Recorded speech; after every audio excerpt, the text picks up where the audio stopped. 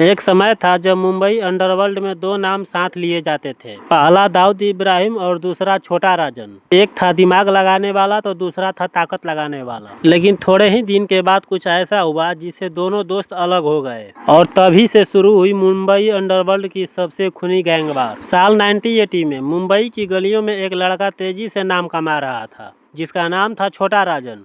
राजन पहले black ticket बेचता था, लेकिन जल्द ही वो छोटे मोटे क्राइम में उतर गया। उसकी सबसे बड़ी ताकत थी रॉयल्टी और यही चीज दाऊद को बहुत ज्यादा पसंद आ गई। धीरे धीरे छोटा राजन दाऊद इब्राहिम के सबसे करीब पहुंच गया। और ये बात सच है दोस्तों, डी कंपनी के सबसे बड़े बड़े जो मैटर होते थे वो राजन ही संभालता था, क्योंकि जो बड़े बड़े मैटर होते थे उसमें राजन का ही नाम आता था। और अंडरवर्ल्ड के लोग भी कहते थे अगर दाऊद इब्राहिम दिमाग है तो छोटा राजन उसकी तलवार है। 90 में दाऊद और छोटा राजन नेटवर्क बहुत ज्यादा मजबूत हो गया था। कई रिपोर्टर्स ने यह भी दावा किया कि फिल्म इंडस्ट्री तक इन लोगों का कनेक्शन था।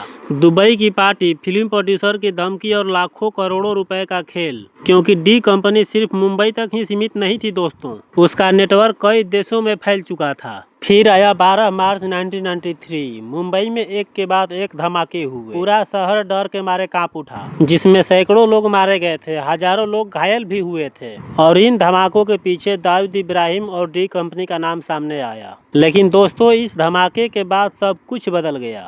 कहा जाता है कि छोटा राजन इस घटना से बहुत ज्यादा नाराज था। उसे लगा कि दाऊद इब्राहिम अब सिर्फ गैंगस्टर नहीं रहा, बल्कि किसी आतंकवादी देश से जुड़ चुका है। छोटा राजन खुद को देशभक्त गैंगस्टर बताने लगा और यही वजह बनी कि दोनों अलग हुए। अब छोटा राजन खुलकर दाऊद इब्राहिम के खिलाफ हो चुका था और फिर उसने डी कंपनी को छोड़ दिया।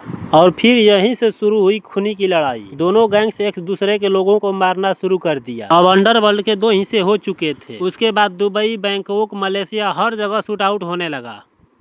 तो दोस्तों एक समय था जब छोटा राजन और दाऊद इब्राहिम दोनों एक दूसरे के लिए भरोसेमंद आदमी थे। लेकिन सिर्फ एक गलती की वजह से दोनों में दरार आ गई और दोस्ती दुश्मनी में बदल गई।